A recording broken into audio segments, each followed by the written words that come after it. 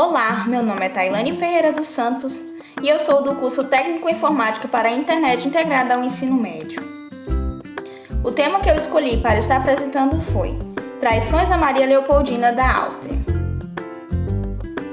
Em épocas de aristocracia, o casamento nada mais é do que um acordo entre duas partes interessadas no mesmo fim. Assim foi o matrimônio entre Dom Pedro I e Maria Leopoldina em abril de 1817.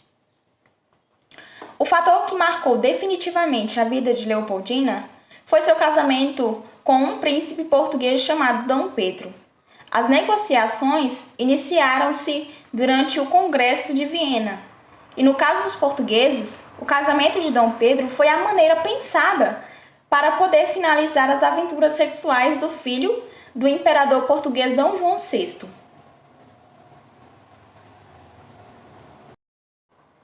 Por que o casamento de Dom Pedro com Leopoldina era diplomaticamente importante? O casamento de Dom Pedro com Leopoldina era importante para dois países, sendo eles Áustria e Portugal. Para os portugueses, ele aumentava a influência de Portugal em uma das mais tradicionais monarquias europeias e abria caminho para diminuir sua dependência dos ingleses. Para os austriacos, ele aumentava a influência deles na América. Depois de extensas negociações, o casamento de Leopoldina e Dom Pedro foi acertado e realizado por procuração em 13 de maio de 1817 na Igreja dos Agostinianos, em Viena. Como a família real portuguesa estava instalada no Rio de Janeiro na época, Leopoldina foi preparada para mudar-se para o Brasil. Os historiadores mencionam o grande interesse dela em poder estudar as riquezas minerais e botânicas do Brasil. E por isso, junto dela veio um grande grupo de cientistas austriacos. Após 85 dias de viagem, Leopoldina chegou ao Brasil em 4 de novembro de 1817 e a recepção que recebeu no Rio de Janeiro foi pomposa. As primeiras impressões de Leopoldina sobre seu marido foram registradas em cartas que ela enviou para seu pai e sua irmã, Maria Luísa.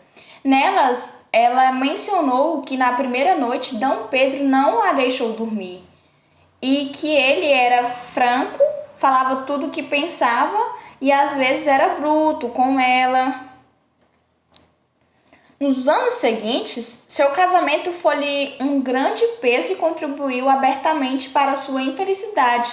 Do relacionamento de Leopoldina e Pedro, nasceram 7 filhos, dos quais um deles foi Pedro de Alcântara, mais conhecido como Dom Pedro II, imperador do Brasil entre 1840 e 1889.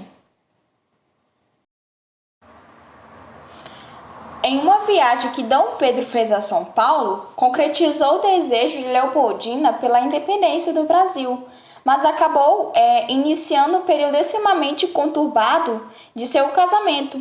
Nessa viagem, Dom Pedro conheceu Domitila de Castro, nomeada Marquesa de Santos e que por anos foi concubina do imperador brasileiro. Durante anos, Dom Pedro I, coroado no final de 1822, humilhou publicamente sua esposa a um ponto em que toda a cidade do Rio de Janeiro sabia e rejeitava também. Ele não fazia questão de esconder de sua esposa e da opinião pública o seu caso com Domitila, que acabou enriquecendo e conquistando benefícios dele. A humilhação que Leopoldina sofria foi tão grande que em 1825 Dom Pedro nomeou Domitila como primeira-dama da sua esposa, a imperatriz do Brasil. Nessa função, Domitila tinha direito de acompanhar Leopoldina em todos os lugares aos quais ela ia e tinha direito de participar de eventos públicos da corte. E assim Domitila e sua família receberam títulos nobiliárquicos do imperador. Com a situação nos últimos anos de vida que Leopoldina vinha sofrendo, ela era muito maltratada pelo seu marido publicamente. E os criados da imperatriz destratavam, e seu acesso à mesada a que tinha direito foi restringido pelo imperador.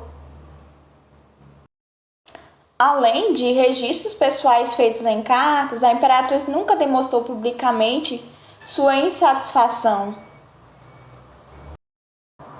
De acordo com essa situação, fez com que Leopoldina sofresse de depressão, e os relatos do pouco cuidado da imperatriz com sua aparência sugerem isso. Sua saúde, então, começou a piorar, a situação agravava-se mais ainda porque o imperador, em ataques de fúria, agredia. Em outubro de 1826, Leopoldina ficou grávida e alguns relatos contam que, em uma discussão com o imperador, ela foi agredida com pontapés. Em dezembro do mesmo ano, ela perdeu o filho e, em um aborto espontâneo e o agravamento de seu quadro de saúde por conta desse aborto, fez com que ela falecesse em 11 de dezembro de 1826. E assim eu termino a minha apresentação. Espero que todos tenham gostado. Obrigado por assistirem até aqui. Tchau!